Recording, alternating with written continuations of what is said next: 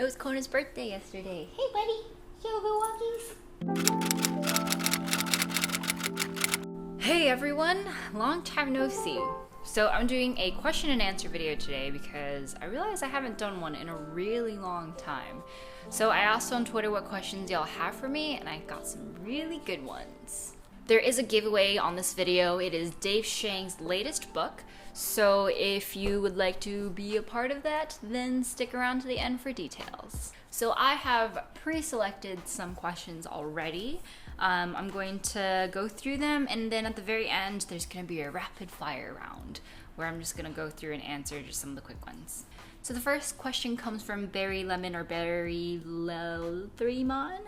What do you think helped you the most to landing your first tech job? Internships or networking? So I got my internships through networking, so I guess networking was the most helpful thing.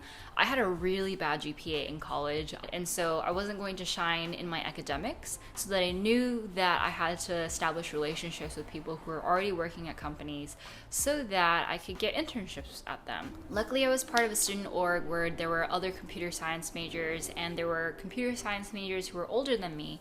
So when they went to work at full-time jobs, then I would ping them and be like, hey, are you looking for interns? If so, can I give you my resume? And that was really, really helpful. Because at the end of the day, if I even think about like as a full-time software engineer now, if I had an intern, who would I hire? I would most likely reach out to the people that I know already who are in college, who I trust and know and have a relationship with. So if you think about it that way, the networking is extremely important and very, very valuable. Okay, so the next question comes from Bruno. He asks, how important is written communication as a software engineer? Do you think that's something that people should give more importance as they grow as engineers? Short answer, heck yes. This is one of the skills that I didn't work on in college, and I really regret that because I was like, I'm a computer science major. Why would I need to do reading and writing? That's stupid. But turns out it's a really, really, really important part of the job. So when it comes to software engineering, part of it is about figuring out what the right solution is and then coding it. But another huge part of it is to articulate the solution to other people. This is incredibly important because if you write a piece of code that maybe then somebody finds a bug in, then you can't be the only person who knows how to read and write that code. That creates what we call a bust factor, aka if something were to happen to you tomorrow, then that part of the code is completely unknown and it's really hard to understand. So it's really, really important that you are able to articulate your ideas and solutions super well. And that goes from everything from how to name variables to writing documentation to just like documenting your thoughts so that you can maybe, propose a solution to people.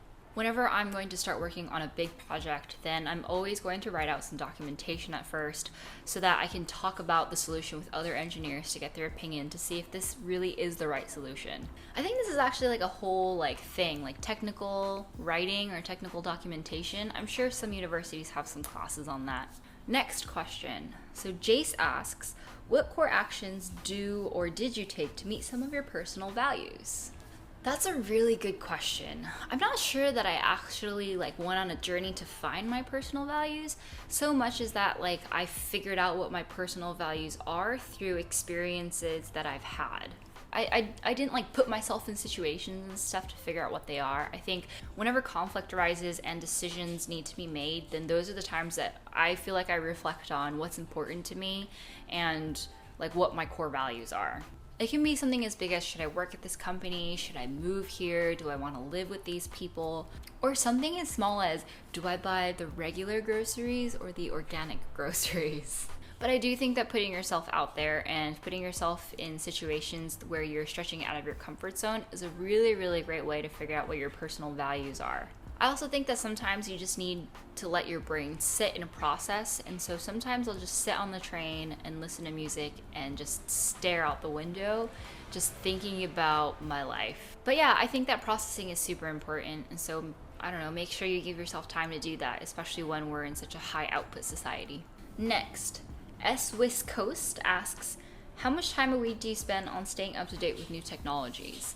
I don't actually reserve time to stay up to date with new technologies. I stay up to date with new technologies as needed. The thing that I really like about technology and working in tech is not so much the technology itself as it is the fact that technology enables you and other people to do things that you couldn't do before. So I'm not really like the intense type to go and read documentation for fun. Like, do people even do that? But I do stay up to date like relatively well. Going to meetups, going to talks and stuff gives me some more information about what people are talking about, and so I make sure to like stay plugged into those channels. And then also at work, when we're working on a new project and we have the chance to really think about what the right solution is and what tools we should use, then I'll go through and deep dive into some new technologies to see if they're like the right fit for what we're trying to do. But it is true that the tech world is always reinventing itself, and so there's always new technologies. And so I think more so than like learning new technologies and doing like that homework, it's more about being open-minded and flexible and not married to any one technology. That's more important.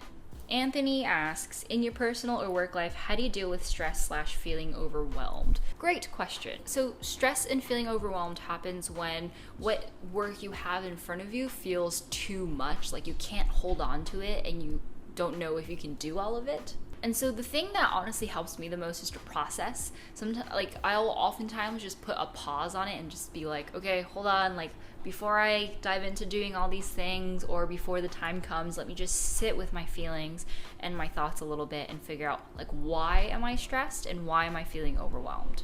I'm a highly introspective person, and so figuring out, like, hey, is there some sort of thing that I'm worried about that underlies all of this, and what is it and why am I so afraid of it? In a way, I kind of give myself like a mini therapy session, if you will.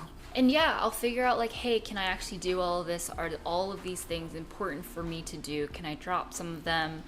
Can I lean on someone else for help? Like, those are all things that I do to figure out, like, how can I sort my feelings, basically. I will say it is a very common thing for me to feel stressed and overwhelmed, and I'm still trying to get better at processing them and figuring out what the right solution is, like, almost quicker, because I think when I get stressed and feel overwhelmed, I get very low, and it takes a long time for me to come back up. Actually, I think I'm in one of those bouts right now. But, you know, life is a process. Everything's a process. Everything will be okay. Everything will be okay. Okay, next question. Haley, I'm 22, about to graduate college. Does there ever come a point when you actually feel like an adult in life? Yeah. I'm not sure when I first felt it, though. It might have been like 21 when I started needing to pay my own rent and get renter's insurance and get car insurance. Like, when insurance things comes up, health insurance too, that's when I feel a little bit more like an adult. But the times where I feel like, oh my god, I'm like a full-blown adult and I can't go back, is when I have like too many errands and things to do on the weekend just to like live. So like grocery shopping, or just like going to the post office, or just like being completely responsible for yourself is when I feel most like an adult. And I'm 25 now, and I still feel like I don't want to be an adult, and sometimes the pressure of being an adult in today's society is like overwhelming.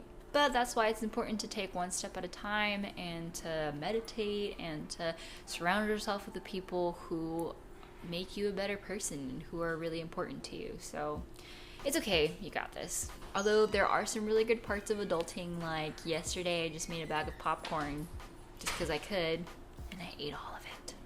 Okay, so we're gonna go into the rapid fire round. Linda asks, what camera do you use to make videos? Most of the time I use my Canon G7X, which I'm using right now, and I use an external Zoom H1 mic. I also have a Rebel T5i by Canon, but I use my G7X way more because it's a lot easier to set up and use. Manny Sandoval asks, if you hadn't been a programmer, what other career would you have chosen? I would have chosen to be a teacher. My parents are both teachers. I'm really passionate about educating and teaching and growing people, and that is super cool, so that's what I would have chosen.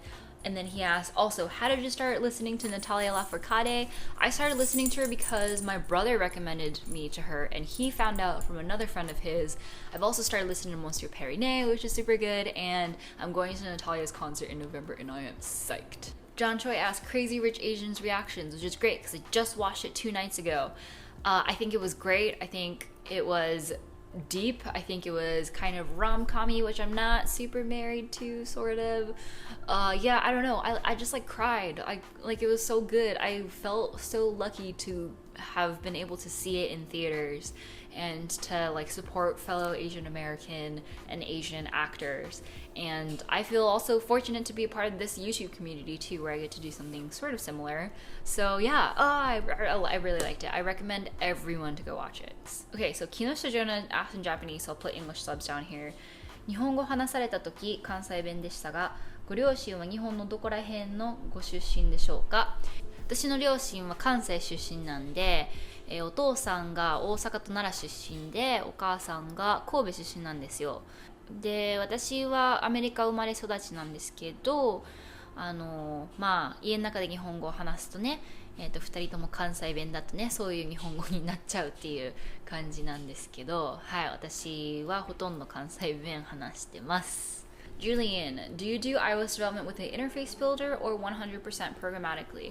At work, I do iOS development mostly just programmatically. I do use interface builder sometimes when I'm building prototypes or doing proof of concepts or just whipping up something super fast. And last but not least, Preston. What were the best computer science courses you took in college that helped a lot with your career? So the ones that come to mind are my software engineering class and my engineering psychology class.